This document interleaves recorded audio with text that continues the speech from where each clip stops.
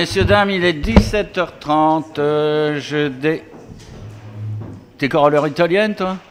Il est 17h30. Je déclare donc ouvert ce conseil municipal du 24 mai 2019. Je tiens à vous préciser que parmi nous, il y a l'œil de Moscou de la Voie du Nord qui fait des photos.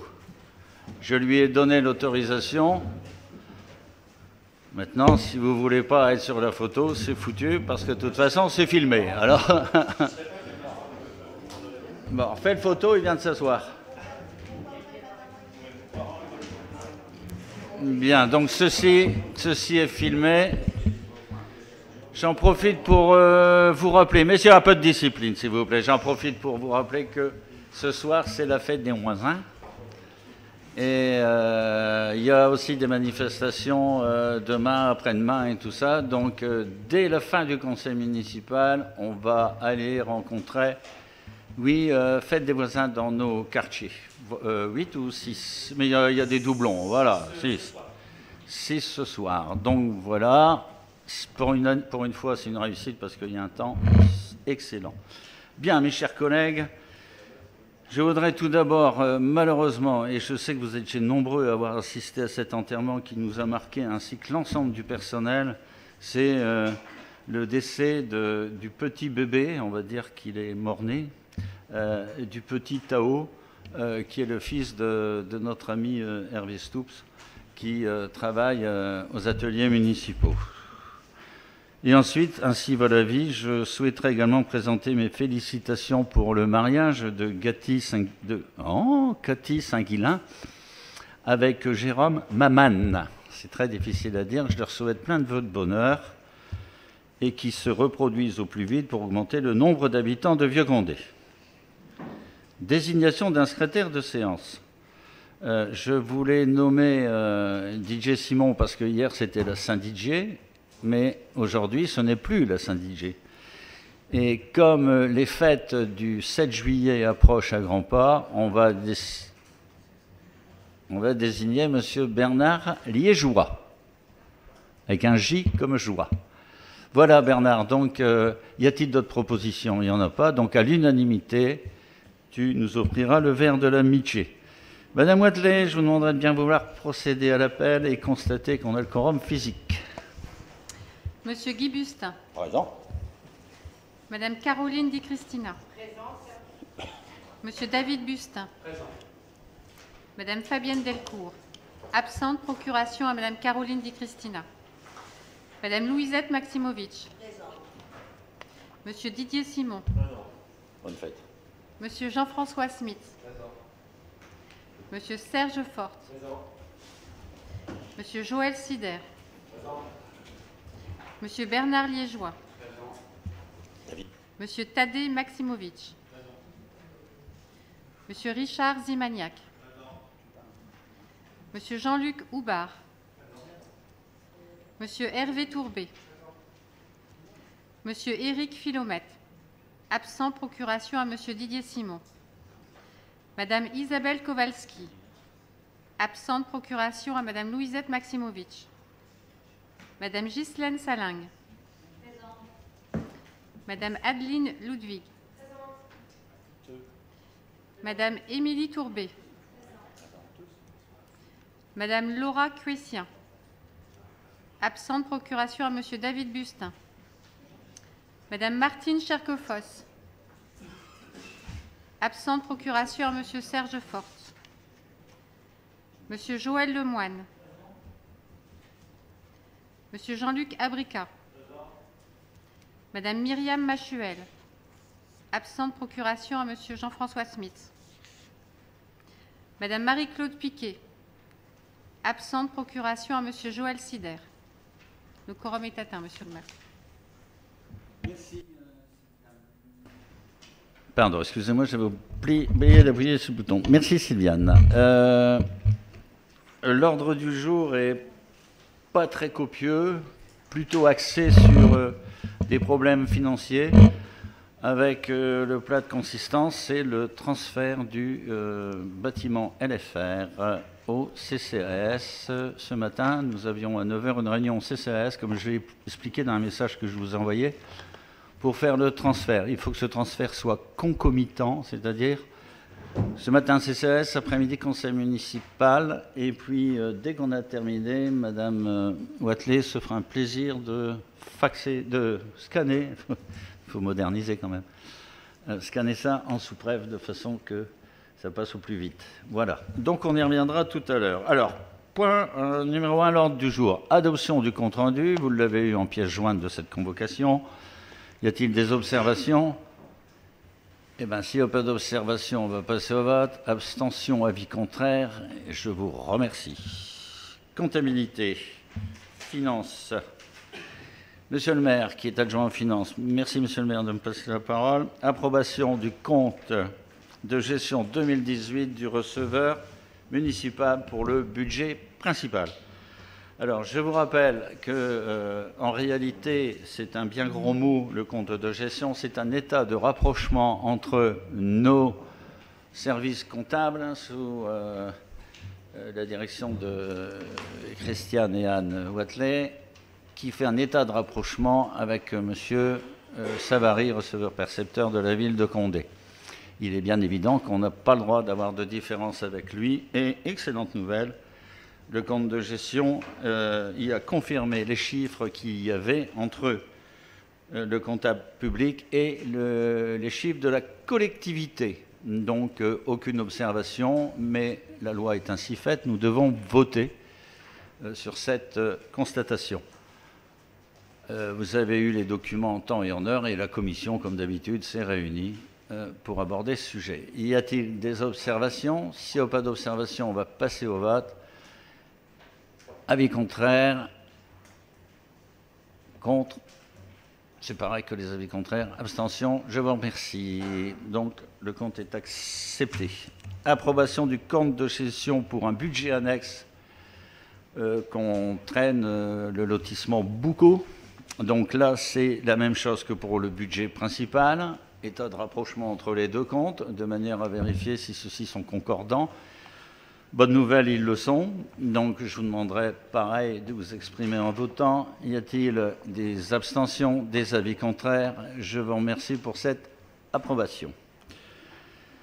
En ce qui concerne le point 2 sur 3 et 2 sur 4, je vais passer la parole à Madame la première adjointe, qui va se faire un plaisir de vous présenter le compte administratif et vous le faire voter, ainsi que le compte administratif, bien sûr, de Boucau.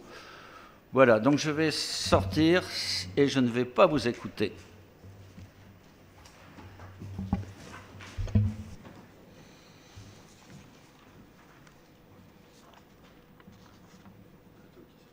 Maintenant, j'ai que le compte administratif budget. C'est bon, il est sorti? Allez. Vote du compte administratif 2018, budget principal. Les comptes sont arrêtés comme suit, page 6 du compte administratif. Dépenses de fonctionnement, 12 396 385,97. Recettes de fonctionnement, 12 840 398,20. Soit un excédent de fonctionnement de 444 012,23. Dépenses d'investissement, 8 192 983,18. Recettes d'investissement, 8 314 993,40. Soit un excédent d'investissement de 122 010,22. On fait voter. Donc nous allons passer au vote. Y a-t-il des abstentions, des avis contraires? Merci. Vote du compte administratif 2018. Budget annexe, lotissement Boucau. Dépenses de fonctionnement, 103 619,25. Recettes de fonctionnement, 124 343,10. Soit un excédent de fonctionnement de 20 723,85. Dépenses d'investissement, 124 343,10. Recettes d'investissement, 0. soit un déficit d'investissement de 124 343,10. Nous allons passer au vote.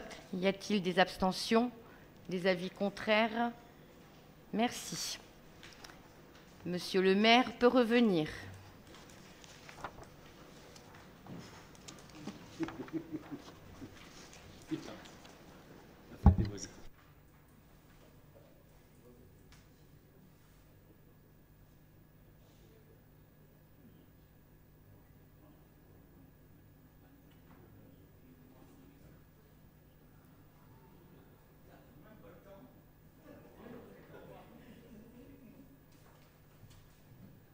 Alors, Madame la première adjointe, comment ça s'est passé? Très bien, monsieur le maire. Ah ben, dis donc, ça c'est bien. Monsieur le maire, j'ai une remarque à faire, s'il vous plaît. Enfin, une remarque, une observation. Oui, juste pour signaler que depuis plusieurs années, on fait la chasse à la dépense, à l'économie, depuis 2014, depuis qu'on s'est engagé ici, et que encore une fois cette année, nous avons un excédent de 440 000 € en fonctionnement.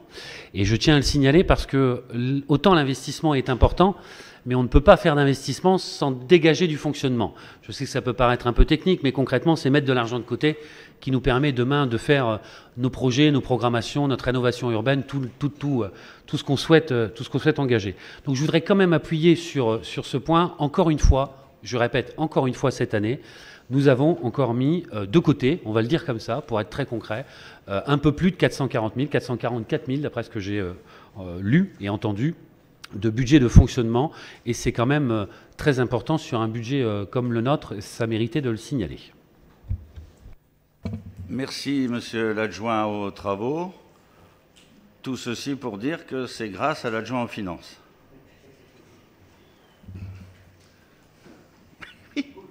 Ben oui. Mais un adjoint aux finances, vous savez, les bons élus font les bons techniciens, mais c'est surtout les bons techniciens qui font les bons élus. Et on en a la preuve, David vient de le souligner. Donc je tenais à remercier Sylviane et Anne Watley pour le travail qu'ils ont fait parfois dans des conditions pas faciles, ainsi que son équipe, d'autant plus qu'en ce moment, il y a d'énormes travaux qui après leur permettront d'avoir des conditions de travail plus appropriées à la modernité de nos installations. Et franchement, je tiens énormément à les remercier parce que c'est pas toujours facile. Voilà tous mes remerciements à l'équipe. Et le maire paiera un coup. Point 2 sur 5, affectation des résultats de l'exercice 2018. Affectation du reste, là c'est pareil, on l'a travaillé en commission de finances. Affectation du résultat de fonctionnement, je ne vais pas partir dans la litanie des chiffres. Affectation du résultat donc de fonctionnement. Il y a une virgule 504. C'est 504, c'est à coller. 504 000. J'aurais pas dû les féliciter, il y a une virgule flottante. 504 073. Bon, allez, je laisse les félicitations à Anne, je les enlève à Sylviane. 504 073,57. Et en ce qui concerne la couverture des déficits d'investissement en excédent de fonctionnement, 801 162,66 €. Donc là, je demandais de voter, on va voter affectation par affectation. Y a-t-il des abstentions, des avis contraires? Eh bien, je vous remercie. Affectation, on recommence les résultats de Boucault. Résultat cumulé d'investissement négatif de 4 343,10. Et par contre, résultat cumulé de fonctionnement, 20 723,85. Donc, affectation du résultat de fonctionnement de 20 723,85 en excédent de fonctionnement. Y a-t-il des abstentions ou des avis contraires? Eh bien, écoutez, je vous remercie de cette belle unanimité. En ce qui concerne maintenant le point que j'appellerai, qui est le cœur de ce conseil municipal, c'est la mise à disposition du bâtiment situé 218 rue Boucau, autrement dit le LFR, et les transferts de contrats de prêts afférents de la commune de Vieux-Condé à la résidence d'automobile Carrefour de l'Amitié en budget annexe du CCAS. Cette convention et délibération modifiée est sur table. Alors pourquoi? On a pris, ça me fait penser à quelqu'un, je vais vous dire pourquoi.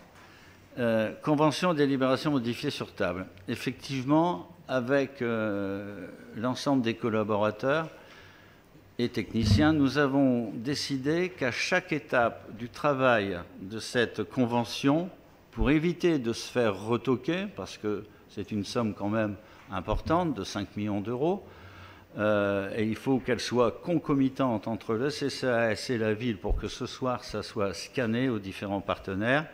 On a demandé l'avis à chacun. C'est-à-dire que d'abord, on a demandé l'avis à ce qu'on a considéré, nous, comme le premier, mais pas forcément, mais c'est quand même l'organisme prêteur, qui est la Caisse et dépôt des consignations, qui, elle, a demandé qu'on ajoute une virgule, un point, une modification d'un terme, qui n'avait pas d'incidence sur le fond, hein, c'était simplement sur le libellé de cette convention.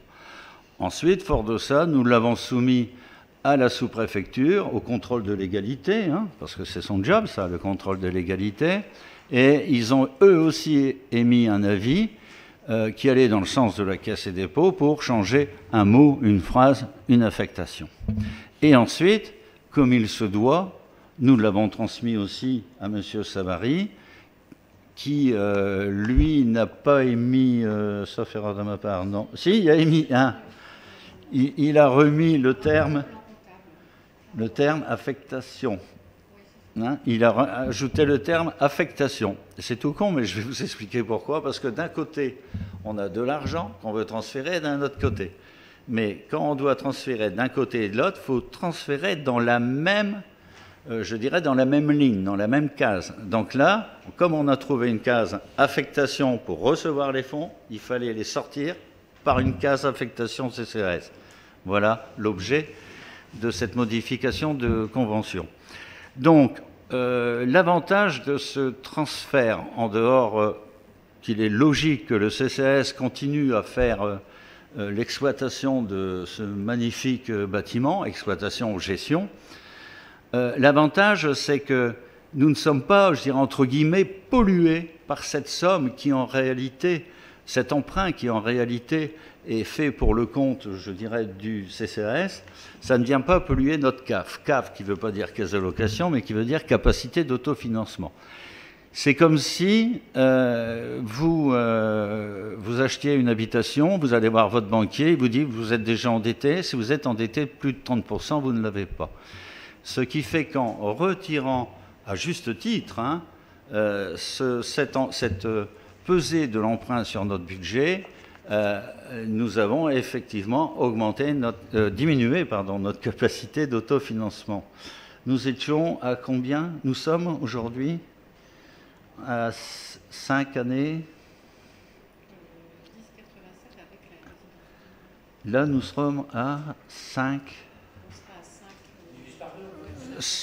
Nous serons dans les collectivités les plus saines, dans le sens où nous sommes en dessous de la barre de 6, nous sommes plutôt vers le 5, à 5,85. Donc ça veut dire 5,85 années pour rembourser notre dette. Donc voilà l'explication de cette manœuvre qui a duré combien de temps? 1 an presque. 1 an.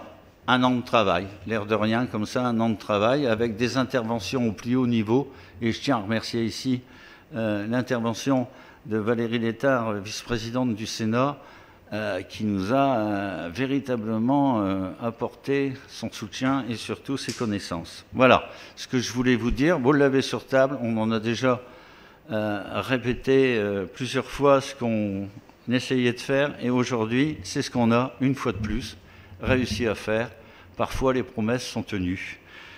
Donc, je vous demanderai de bien vouloir voter cette convention de façon à émettre la délibération pour la transmettre ce soir. S'il n'y a pas de questions, on va passer au vote. Y a-t-il des abstentions? Des avis contraires? Eh bien, je vous remercie de cette belle unanimité en particulier pour nos anciens. Merci. Alors, suite à ça, nous avons la suite, c'est le versement du solde de charges payées par la résidence autonomie dans le budget annexe. Alors, je vais vous expliquer avec un décodeur. Si Sylviane vous l'explique, vous ne comprendrez pas parce qu'elle emploie des termes comptables qui sont très compliqués. À votre santé. Bien, alors je vous explique. À chaque fois qu'un résident du logement foyer-restaurant payait son loyer, il y a une somme qui est mise sur le côté. Je prends un exemple qui n'est pas réel, mais qui explique bien. Quand un résident payait 100 € de loyer, on mettait 10 € de côté dans un compte d'épargne, on va l'appeler comme ça. L'ensemble des résidents payaient et cette somme montait au fur et à mesure des années et du nombre de résidents. Cette, entre guillemets, cagnotte compte d'épargne servait à quoi? Ça servait à faire ce que moi j'appelle le fonds d'entretien et gros renouvellement, chose qu'on appelle chez eux les PGE, les provisions pour gros entretiens. Ça veut dire que cette somme-là, malgré qu'elle était constituée par les résidents, n'appartenait pas au propriétaire. Mais le propriétaire, lorsqu'il y avait des travaux de mise en conformité, un exemple, un éclairage à changer, une mise en conformité pour une signalétique, des extincteurs, des choses comme ça, il se servait de cette réserve pour justement faire ces petits travaux d'entretien et de maintenance. Et lorsqu'on a démoli le LFR, la cagnotte était de l'ordre de 800 000 €, je crois, oui, de mémoire, parce que ça fait un an qu'on se lutte pour ça, 800 000 €.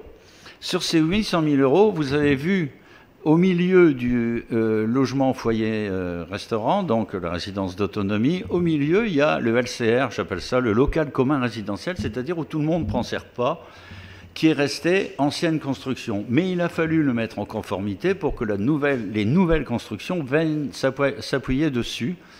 Et là, le propriétaire, en son temps, SIGH, a pris 600 000 €, à peu près 600 000 €, pour justement faire ces travaux de mise en conformité par rapport au nouveau texte et la nouvelle construction. Restait donc une somme de 249 694 €.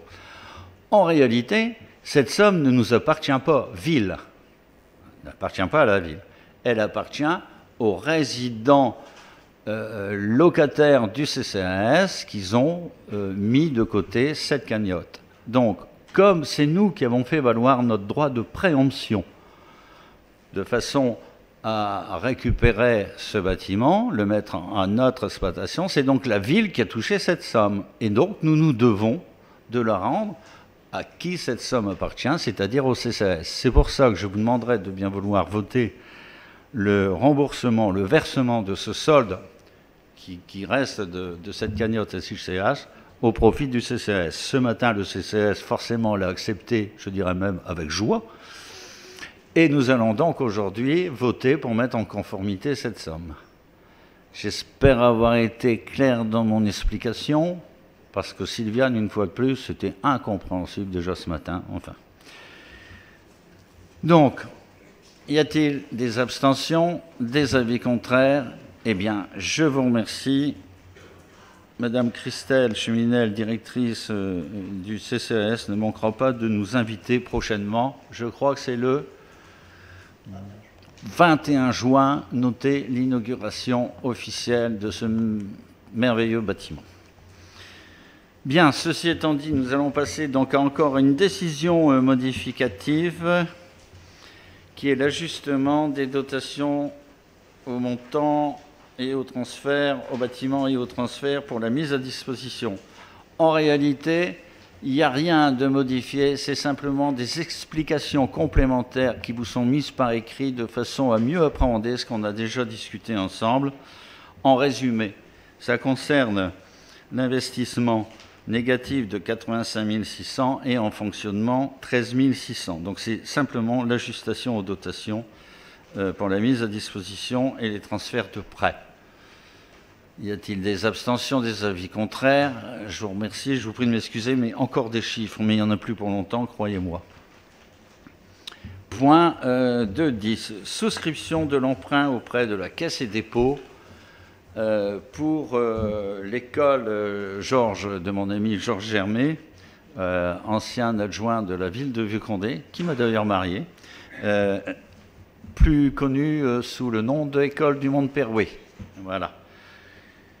Donc, nous avons fait un prêt d'une somme d'1 225 000 € auprès de la Caisse et Dépôts, ce qui correspond à une partie du reste à charge. Autrement dit, il y a un coût prévisionnel de construction de l'ordre, M. Bustin-David, 4 millions. 4 millions d'euros. Donc pour l'instant, on a nos partenaires traditionnels qui nous ont abondé. Déjà, prochainement, on va avoir le PSIC de l'Aglo pour un peu plus de 800 000 €. Et puis d'autres interventions. Donc ce que je vous parle là, c'est le prêt, pour l'instant, du reste à charge. Alors, particularité, pourquoi nous l'avons fait à la Caisse et Dépôts? Parce que les autres organismes financiers et prêteurs, qui sont, on va dire, les traditionnels, Caisse d'épargne, la Poste, j'arrêterai là, c'est ceux qu'on a le plus souvent. La Caisse et Dépôts a une particularité, c'est que pour une école, avec mes collaborateurs, on a plutôt pensé à un prêt sur 40 ans. Parce qu'on espère, on estime, on en est certain d'ailleurs, que le bâtiment aura au moins une vie de 40 ans. Donc on essaie de faire un amortissement sur une durée de vie maxi, en l'occurrence 40 ans. Les autres, c'est 25 ans, Sylviane, c'est ça? À peu près, c'est maxi 25 ans. Donc 40 ans. Actuellement, ça vaut le coup parce que les taux d'intérêt, je vous le conseille d'ailleurs de réviser vos prêts, sinon vous en avez. On a un taux du livret A plus 1,04. Ne confondez pas un taux fait à des collectivités ou fait à des entreprises et fait à des particuliers. C'est un autre job, une autre approche. Ce qui fait qu'en ce moment, au jour où je vous parle, on a 0,75, donc le livret, plus 1,04, soit 1,79. N'oubliez pas, sur 40 ans. Donc l'avantage, c'est qu'on a une annuité d'emprunt qui est constante. Hein, il n'y a pas de yo-yo. Donc autrement dit, on peut budgéter à longue échéance. Voilà, sur cette souscription d'emprunt, y a-t-il des abstentions, des avis contraires? Eh bien, je vous remercie pour Jean-François qui est adjoint aux écoles. Tiens. Modification du tarif des cavurnes. C'est ajourné parce qu'on a... Caroline, il y a encore des études à poursuivre. Suite aux travaux donc, du cimetière et de l'installation des nouvelles cavurnes, on doit encore avoir des éléments pour pouvoir fixer les prix. Entre parenthèses, j'en profite pour vous inciter, je sais que ce n'est pas tous les jours marrant d'aller au cimetière, mais allez-y, ça ne devient plus un cimetière, ça devient un havre de paix et c'est un lieu de promenade où on essaye avec M. Maximovitch de renforcer le plus possible des bancs de façon que les personnes puissent s'y recueillir et puis venir tout simplement faire un tour et se reposer.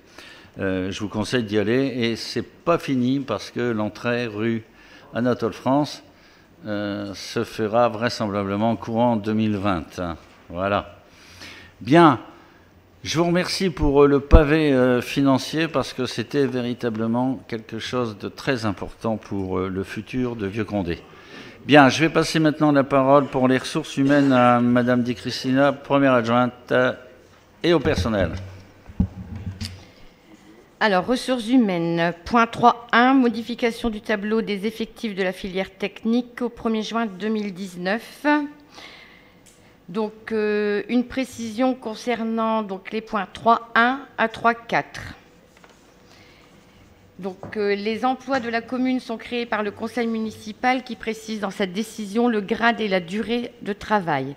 Des agents pouvant prétendre à un avancement de grade ou ayant réussi leur concours peuvent être nommés sur un grade supérieur à celui qu'ils occupent actuellement.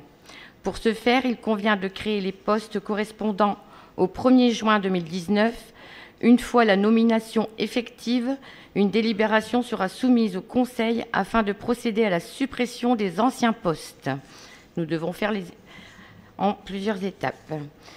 Donc, modification, donc point 3.1, modification de la filière technique. Il est proposé la création au 1er juin 2019 d'un poste de technicien principal de première classe à temps complet, un poste d'adjoint technique principal de deuxième classe à temps non complet, 3 postes d'adjoints techniques principaux de deuxième classe à temps complet, un poste d'agent de maîtrise principal à temps complet, un poste d'agent de maîtrise à temps non complet, un poste d'agent de maîtrise à temps non complet. On les vote un à la fois, Sylviane, ou... Non, Une délibération à la fois. Tu peux continuer, on viendra après. Je suis partie. Donc, le tableau des effectifs de la filière est donc modifié en conséquence et détaillé dans la délibération. Point 3.2, modification de la filière administrative. Il est proposé à la création du 1er juin d'un poste d'adjoint administratif principal de première classe à temps complet et de 2 postes d'attachés territoriaux à temps complet. Modification 3.3, filière culturelle. Il est proposé la création au 1er juin d'un poste d'adjoint du patrimoine principal de première classe à temps complet. Point 3.4, modification de la filière sociale. Il est proposé la création au 1er juin de 2 postes d'ATSEM principaux de première classe à temps complet. Merci Caroline, on va maintenant passer au vote. 1, 3, 2, 3, 3. Alors, 3.4. 3-5. Non, 5 c'est après. Du 3.1, 3.2, 3.3, 3.4. Alors, on va voter un par un parce que les textes nous les obligent. Filière technique, y a-t-il des abstentions, des avis contraires? Je vous remercie. 3.2, filière administrative, y a-t-il des abstentions ou des avis contraires? Je vous remercie. 3.3, ça fait trop, hein? 3.3, filière culturelle. Jean-François, c'est pour toi. Y a-t-il des abstentions, des avis contraires? Eh bien, je vous remercie de cette belle unanimité. On continue avec Et filière sociale? C'est pour voir si vous suiviez. Vous suivez pas, Madame la Première Adjointe? Si, je suis, mais je pense Ouais, que c'est fini. oui. Alors, filière sociale. Y a-t-il des abstentions, des avis contraires? Eh bien voilà, je vous remercie pour l'ensemble de ces votes et de cette belle unanimité. 3-5, Madame la Première Point Adjointe. 3.5, autorisation annuelle de recrutement d'agents contractuels sur des emplois non permanents pour faire face à un besoin lié à un accroissement saisonnier d'activité. Pour faire face aux besoins liés à un accroissement saisonnier d'activité durant la période estivale, il est proposé d'autoriser le recrutement d'agents contractuels sur des emplois non permanents. Cette autorisation sera valable tous les ans du 1er mai au 31 octobre. Il est donc créé temporairement 2 emplois à temps complet dans le grade des adjoints administratifs de deuxième classe pour exercer les fonctions d'agent de gestion comptable et de gestion de ressources humaines. Bien. C'est bien. En complément, mais non indiqué sur le projet de délibération, il est également proposé la création temporaire d'un emploi à temps non complet pour 130 heures mensuelles dans le grade des adjoints administratifs de deuxième classe afin d'exercer des missions d'agent de gestion administrative au sein du service jeunesse. Eh bien, tu l'as bien descendu, hein? Voilà. Bien, donc, vous avez tous compris que ça concerne les activités, on va dire, Estivales, jeunesse, estivales. Donc, sur ce, s'il n'y a pas de questions, on va passer au vote. Y a-t-il des abstentions, des avis contraires? Eh bien, je vous remercie en lieu et place de Caroline. Merci. Nous allons donc passer à l'événementiel. Mon mari. C'est mon mari. Non. Récompense attribuée aux élèves de CM2 entrant au collège. Et qui pouvait mieux vous expliquer ça qu'un professeur des écoles, M. Jean-François Smith. Merci, Monsieur le maire. Donc, il s'agit ici de voter pour l'attribution des récompenses attribuées aux élèves de CM2 de la ville qui entrent au collège cette année. Donc cette année encore, et ce pour la 3e année, on propose 4 choix aux futurs collégiens. Donc un dictionnaire de langue française, un dictionnaire bilingue français-anglais, un Becherel français et un Becherel chronologie de l'histoire de France et une calculatrice. Donc cette année encore, de toute façon, c'est la calculatrice qui sera plébiscitée. Ouais. Voilà, malgré tout, mais bon, les autres se tiennent aussi, mais c'est toujours, depuis le temps qu'on l'a introduit, la calculatrice qui tient la première place. Voilà. C'est un outil indispensable. Hein. Tout à fait. Tu as merci de voter. Une idée de sous? À peu près, nous avons sur un montant unitaire de 21 €, donc sur un budget global d'environ 3 000 €. Voilà. J'ai essayé de le piéger, mais c'est un professeur des écoles. Il a appris ma leçon. Il connaît tout ça par cœur. Il finira inspecteur, j'en suis convaincu. Bien, on va voter donc pour nos enfants qui passent en 6e. Y a-t-il des abstentions, des avis contraires? Eh bien, je vous remercie. Maintenant, je vais passer la parole à quelqu'un qui est au courant, vu que ça concerne l'électricité. Il est au courant parce qu'il est vice-président de l'agglomération de Valenciennes, M. David Bustin. Merci, Monsieur le maire. Il s'agit du groupement de commandes fait avec Valenciennes Métropole. Tout ça est encadré par ce qu'on appelle un schéma de mutualisation. Pour faire simple, nous avons sur notre territoire de 196 000 habitants, 35 communes. L'objectif étant, pour des besoins similaires et communs, de se grouper pour essayer de tirer les prix vers le bas. Donc tout simplement, là, on est sur l'achat de l'électricité supérieur à 36 kVA, puisque vous avez des tranches avec les tarifs jaunes, etc. Enfin, je ne vais pas rentrer dans le détail. Donc on est déjà dans ce contrat, avec 31 communes sur les 35 de l'agglo qui ont adhéré à ce contrat cadre. Ce contrat arrive à échéance prochainement et donc il faut relancer une consultation et bien évidemment Valenciennes Métropole consulte à nouveau les 30, pas que les 31 d'ailleurs, les 35 pour demander si tout le monde est de nouveau intéressé. De renouveler. Exactement, c'est donc de renouveler et l'objectif, encore une fois, c'est d'avoir cette économie qui est importante parce que là aussi c'est dans le budget de fonctionnement, c'est concrètement le paiement de la facture d'électricité de nos bâtiments, des éclairages publics et autres puissances importantes. Juste une petite précision, donc c'est l'autorisation pour le maire de signer cet accord cadre, enfin ce principe d'adhérer à l'accord cadre. La consultation sera lancée et je reviendrai vers vous pour vous donner le résultat du prix. Et une dernière chose, c'est que comme c'est un accord cadre, chaque commune repart avec l'opérateur qui est commun, mais chaque commune repart avec son propre budget et sa propre comptabilité analytique en termes de dépenses d'électricité. Bien, l'ordre du jour est épuisé. Oui, mais attends. L'ordre du jour, comme moi, est épuisé, mais on va quand même voter pour faire plaisir au vice-président de l'agglo, sinon il va arriver là-bas, il va se faire tirer les oreilles.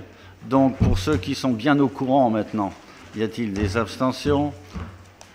Des avis contraires? Je vous remercie. Maintenant, je voudrais, pour quelque chose dont David a fait la démonstration au séminaire, qui vous donne une information légère sur la déchetterie, parce que ça, c'est quelque chose qui nous tenait à cœur, et je tiens, c'est pas une habitude de féliciter le gamin, mais là, il y a eu un travail exceptionnel qui a été fait pour répondre à un problème qui, un jour ou l'autre, vous touchera tous. Merci, monsieur le maire. Je vais essayer de faire au plus simple. Dans ma délégation de vice-président à l'environnement, je gère les déchets. Et depuis 2015, alors excusez-moi, mais j'ai pas de notes, mais c'est pas grave, on va la faire à la volée. Depuis 2015, nous avons retiré de nos 5 déchetteries de Valenciennes Métropole, dont une se situe sur notre territoire, à Vieux-Condé, l'amiante. Et ce qui a créé forcément une gêne. Et voilà, c'était purement réglementaire. Concrètement, lorsqu'on a fait les travaux de la déchetterie de celle de Valenciennes, la dernière, qui nous a coûté plus d'1 million d'euros, entre le moment, qui devait recevoir l'amiante en 2015, entre le moment où on a commencé à construire la déchetterie et la fin de la construction, la réglementation avait changé 4 fois. Donc ça vous donne un ordre d'idée. Donc ça veut dire que quand on a commencé, elle était conforme, quand elle était finie, elle était plus conforme. Donc on s'est posé la question, on a rencontré les différentes autorités. Je passe sur un certain nombre de réunions, mais c'est quand même plus de 72, puisqu'on s'est amusé à compter, 72 réunions sur ce sujet. Nous avons, en ma qualité de président de la commission numéro 4, consulté les communes, les entreprises, bien sûr les services de l'État, puisque nous sommes soumis à une réglementation très stricte, et nous avons acheté, quand je dis nous, c'est Valenciennes Métropole, un foncier qui se trouve du côté de la rue Macaret, de l'autre côté de la déchetterie de Valenciennes, il y a un dépliant qui est mis en ligne. Hein. Vous aurez tous les détails, je ne l'ai pas là, mais il est mis en ligne et il sera de toute façon à disposition ici. L'objectif, c'est quoi? C'est d'avoir une plateforme dédiée uniquement à l'amiante. Cette plateforme est gérée par un prestataire. Pourquoi? Parce qu'aujourd'hui, le gérer par du personnel de Valenciennes Métropole, ça serait complètement illogique, puisque en termes de réglementation, il faudrait que tous les 3 mois ou les 6 mois, ils partent en formation. Donc l'objectif, c'est que quand on a des métiers comme ceux-là qui sont très spécialisés en termes de déchets, il faut qu'en face, on ait des entreprises, et c'est leur métier, chacun son métier. Donc nous avons acheté un foncier, nous y avons posé dessus une plateforme. Cette plateforme est très simple. Le particulier qui a déjà sa carte de déchetterie, celle qu'il a déjà aujourd'hui pour aller dans les 5 déchetteries, c'est la même carte qui va servir à ouvrir la barrière de cette déchetterie amiante. Donc la personne est invitée à prendre contact avec le service environnement de Valenciennes Métropole, tout est dans le dépliant, hein, à prendre rendez-vous pour la quantité, à retirer son kit d'emballage, puisqu'il y a un kit sécurisé pour contenir et transporter de l'amiante. Ce kit sera mis à disposition dans les 5 déchetteries, gratuitement bien évidemment. Ça veut dire qu'un particulier ne sera pas obligé de partir à Valenciennes. Prenons un exemple avec un habitant de Vieux-Condé. Il ne va pas partir à Valenciennes chercher son kit, revenir pour prendre son amiante et repartir une deuxième fois. Il pourra tout simplement aller à la déchetterie de Valenciennes, retirer son kit, faire son emballage et ensuite partir à la déchetterie dédiée qui ne reprendra que l'amiante. Le prestataire, lui, c'est une benne qui s'ouvre. On dépose les déchets amiantés qui sont filmés, hein, concrètement, alors soit filmés, soit en big bag selon la taille, les volumes, etc. Et pour être très précis, le soir, sur le site, il n'y a plus rien puisque la benne repart. C'est donc sur rendez-vous. Il est donc nécessaire de téléphoner au service dédié. Vous avez un numéro de téléphone sur le dépliant qui permet aux gens de prendre rendez-vous, ne serait-ce que pour être en capacité d'accepter la quantité qui va arriver. Et donc cette déchetterie aujourd'hui est ouverte, on est en test depuis le 15 avril, elle est ouverte le mercredi et le samedi, et on étendra au fur et à mesure du succès. Et depuis l'annonce au séminaire de lundi, voilà, on a déjà explosé. Donc concrètement, on reverra les créneaux horaires selon les possibilités de flux qui seront à gérer sur ce site. Ce qui est clair, c'est que sur ce site, le soir, il n'y a rien qui dort en amiante. On ne sait jamais, un incendie ou des choses comme ça. Voilà, donc c'est un nouveau service, enfin c'est un ancien service qui n'était plus dans les normes et qui est réactualisé. Et j'espère, et là c'est en tant que bénévole, et je fais un petit coucou à l'association de citoyens avec laquelle on ramasse régulièrement les déchets dans les fossés. J'espère qu'on en trouvera moins et que les gens prendront ou auront la politesse. En tout cas, il n'y aura plus d'excuses pour retrouver des déchets amiantés dans nos fossés. Donc c'est vraiment un souhait de Valenciennes Métropole et du président. Merci David. Oui, c'est déjà sur le site de la ville. Le site de la ville. Hein. En gros, c'est un coffre-fort qui enferme ça. Alors, autre information maintenant, il y aura un prochain conseil municipal fin juin début juillet, pour liquider les affaires courantes. À ce moment-là, Bernard nous précisera exactement la composition de la fête de nuit, parce que vous avez vu, on monte crescendo, on dévoile au fur et à mesure. Je vous invite aujourd'hui à visiter le site. Il y a un message d'un artiste, et puis ça va continuer, on va développer tout doucement. Il y a du suspense, les amis, il y a du suspense. Monsieur David Bustin, après je reprends la parole. Merci Monsieur le maire. Je voulais juste revenir sur quelque chose d'important, c'est le sujet Ascoval.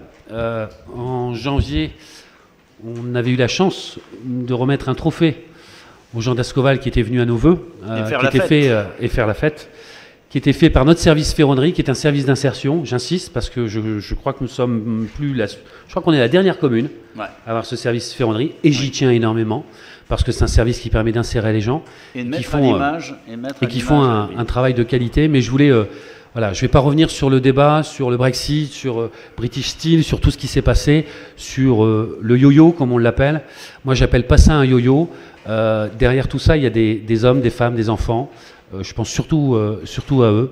Et voilà, je voulais amener tout mon soutien à ces gens-là. Merci. Et hier soir, nous sommes réunis, nous tenons à la disposition, on attend, on est dans l'expectative. Jeudi prochain, on aura encore une fois le dernier jus. Enfin, que voulez-vous? Je me demande quand même s'il n'y a pas une incidence d'attendre jeudi prochain pour laisser passer le vote de dimanche. Mais ça, c'est tout à fait personnel. Qui vivra verra. Bien, donc je vous demanderai, avant de nous quitter, pour pas longtemps, parce qu'après on fait la fête avec nos voisins, nos quartiers, de bien vouloir aller au secrétariat général pour faire vos signatures. Voilà, je vous remercie et à une dernière réunion fin juin où Bernard vous expliquera exactement les teneurs de notre fête de nuit qui va être, encore une fois, exceptionnelle. Merci, messieurs, dames.